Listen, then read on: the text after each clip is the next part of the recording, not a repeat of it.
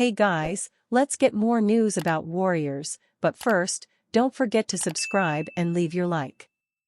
Full Lakers 2024 preseason schedule with matchups against Timberwolves, Suns, Bucks, and Warriors.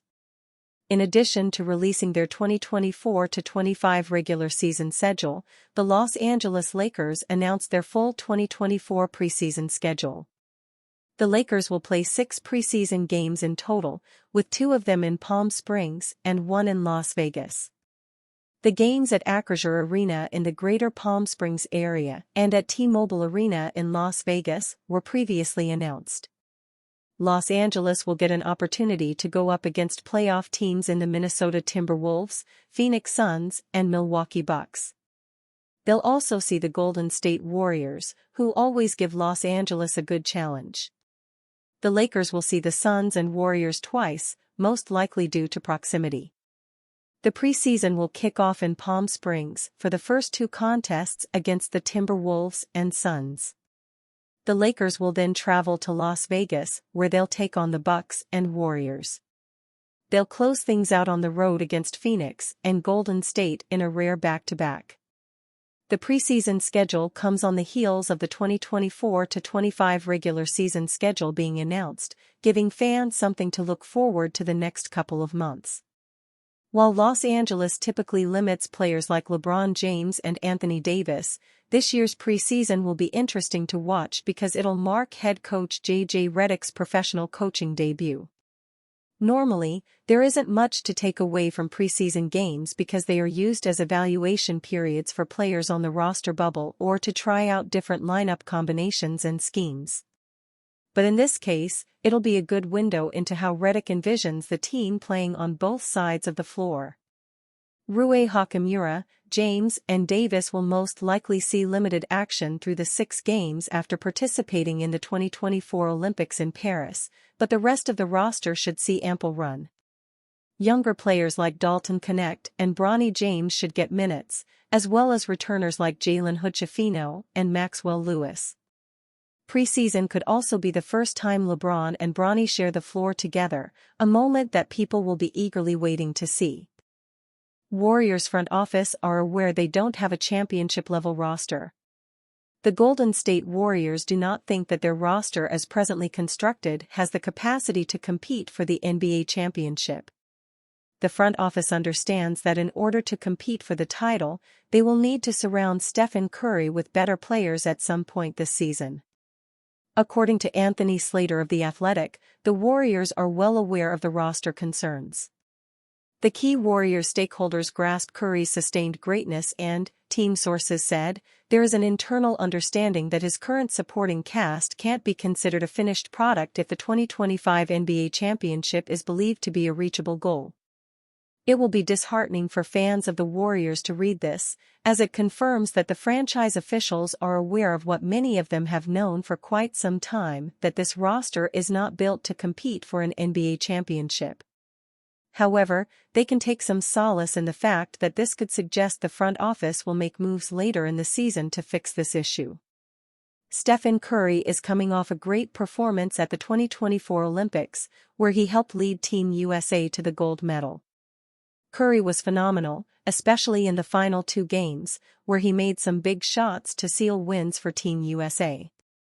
And for him, it will be quite the stark shift to be playing with what many consider to be a subpar roster. The Warriors certainly tried to improve their roster and add some stars in the wake of Klay Thompson's departure. The Clippers blocked their move to try and complete a sign-and trade for Paul George, and he would end up signing for the 76ers.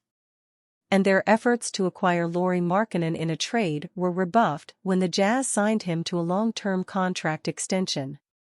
The Warriors are struggling for options to improve their roster heading into the new season. They haven't been able to land a big star, but not for a lack of trying. Perhaps they will wait and see how the season plays out for other teams to try and land a disgruntled star from another franchise.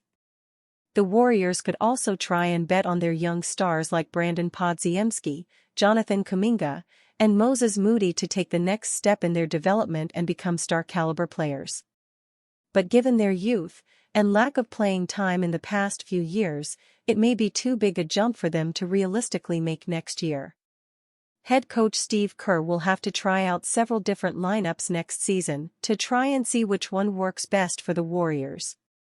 The team has to compete with what is a stacked Western Conference and will need to put together a string of good performances in order to try and stay competitive until the team makes some moves. NBA stars to monitor as trade candidates, Stephen Curry included? Free agency is all but over. Most NBA stars have signed with new or existing teams, with some truly massive contracts coming into play.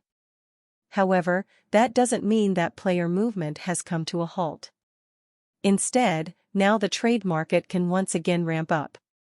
While it is unlikely that major moves are made immediately, a few odd months to begin the year, and teams could jump the gun. Right around December, most players become trade eligible, which trickles into the eventual trade deadline. We take a look at 3 names, along with the likeliness of each of them getting a change in scenery. The ongoing descent between Zach LaVine and the Chicago Bulls is one of the worst-kept secrets in the league. However, thanks to diminishing values from the once promising All-Star, no deal has come to fruition. But, for a 29-year-old player of his caliber, not finding a new beginning is virtually an impossibility. Throughout NBA history, we have seen some teams emerge that are willing to take a chance on the disgruntled star. The hope for the Bulls is they can find one such team in the near future. Now, this one might seem unlikely.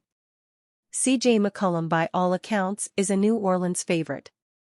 Whether it be the front office, management, or even coach Willie Green, CJ is definitely in the good graces. However, reality might strike down on the Pelicans. When they first got the expensive haul for Anthony Davis and then Zion Williamson, the team was building towards being a powerhouse. So far, however, that trajectory hasn't come to pass. Instead, the team has plateaued, which is where the DeJounte Murray trade comes in. Most reports before the offseason began were aiming toward a Brandon Ingram trade. However, with no moves coming so far, an extension would make Ingram ineligible for trade. That is where the McCollum piece comes in. As a lead guard, McCollum hasn't been as productive as many were expecting. Further, a CJ Murray backcourt might well be a poor man's Atlanta Hawks backcourt. Well, this goes off the deep end. But, over the course of the Olympics, it has become a genuine question to consider. During the trip over to Paris, Stephen Curry spoke about the Golden State Warriors in depth. From their achievements to the downfall, he was candid about his time in the Bay. But, for many, what became a major talking point was in regards to his future.